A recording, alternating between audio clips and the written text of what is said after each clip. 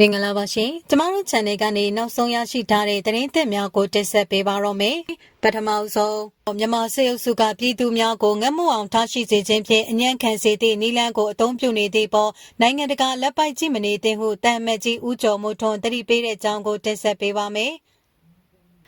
မြန်မာကျန်းဖက်စေအုပ်စုကပြည်သူများကိုငတ်မွအောင်ထားရှိစေခြင်းဖြင့်အညံ့ခံစေသည့်နည်းလမ်းကိုအသုံးပြုနေသည့်ပေါ်နိုင်ငံတကာကလက်ပိုက်ကြည့်မနေသင့်ကြောင်းကုလသမဂ္ဂဆိုင်ရာမြန်မာအမြဲတမ်းကိုယ်စားလှယ်တန်မတ်ကြီးဦးကျော်မိုးထွန်းကတတိပေးပြောဆိုပါတယ်။အောက်တိုဘာလ18ရက်နေ့အမေရိကန်ပြည်ထောင်စုနယူးယောက်မြို့ကုလသမဂ္ဂဌာနချုပ်တွင်ပြုလုပ်သောကုလသမဂ္ဂလူမှုရေးလူသားစစ်စာနာထောက်ထားမှုနှင့်ယဉ်ကျေးမှုကော်မတီတွင်စာနယ်ရိပ်ခါရရှိခွင့်နှင့်ဆက်လျင်း၍အပြန်အလှန်ဆွေးနွေးပြောကြားမှုအစီအစဉ်တွင်ကုလသမဂ္ဂဆိုင်ရာမြန်မာအမြဲတမ်းကိုယ်စားလှယ်တန်မတ်ကြီးဦးကျော်မိုးထွန်းကအထက်ပါအတိုင်းပြောဆိုလိုက်ခြင်းဖြစ်ပါတယ်။အကြမ်းဖက်စစ်အုပ်စုကနိုင်ငံတကာနှင့်ပြည်တွင်းပြည်ပအကူအညီပေးရသည့်ထောက်ပံ့မှုများကိုတားမြစ်ပိတ်ဆို့ခြင်းလူသားချင်းစာနာထောက်ထားမှုအကူအညီများကိုဟန်တာကန့်သက်ခြင်းနှင့်လေယာဉ်မြေများနှင့်စိုက်ပျိုးရေးသုံးပစ္စည်းကိရိယာများအားလေကြောင်းတိုက်ခိုက်မှုများလက်နက်ကြီးများဖြင့်တိုက်ခိုက်မှုများဖြင့်ဖျက်ဆီးခြင်းတို့ကိုလှုံ့ဆော်လျက်ရှိကြောင်းမြန်မာနိုင်ငံတွင်စားနပ်ရိက္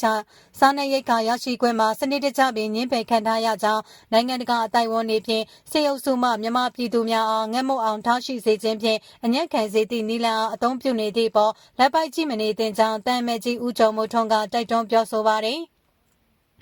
မြန်မာနိုင်ငံတွင်ပြည်သူများ၏အသက်အိုးအိမ်များကယ်တင်ရန်နှင့်ဒီမိုကရေစီပြန်လည်ထွန်းကားစေရေးအတွက်ယခုပင်အရေးယူဆောင်ရွက်ရန်တိုက်တွန်းကြောင်းမြန်မာနိုင်ငံ၌နေ့စဉ်ဖြစ်ရိုးဖြစ်စဉ်တပွဲလက်တွေ့မြင်တွေ့နေရသည့်အခြေအနေဖြစ်ပြီးတရားမဝင်ဆရာနာသိမ်းမှုကစီးပွားရေးရန်နေရာများအားလက်နက်တပွဲအသုံးပြုလျက်ငတ်မွတ်မှုနှင့်ဆင်းရဲမွေးတေမှုတို့ကိုဖြစ်ပေါ်စေလျက်ရှိကြောင်း2021ခုနှစ်ဖေဖော်ဝါရီလမတရားဆရာနာသိမ်းမှု၏နောက်ဆက်တွဲဆိုးကျိုးရလဒ်များမှာအလွန်ဆိုးရွားပြီးစားနပ်ရိက္ခာရရှိခွင့်မှာပြိုလဲလျက်ရှိကြောင်းတန်မတ်ကြီးကထောက်ပြပါတယ်။2025ခုနှစ်တွင်ခံမှန်းခြေအပြင်လူဦးရေ15.2တန်းခန့်သည်အရေးပေါ်စားနပ်ရိက္ခာမလုံလောက်မှုနှင့်ရင်ဆိုင်နေရပြီး3.5တန်းသောပြည်သူများအနေဖြင့်ပြည်တွင်း၌နေရက်စွန့်ခွာထွက်ပြေးတိမ်းရှောင်နေရကြောင်းတစ်ချိန်တည်းမှာပင်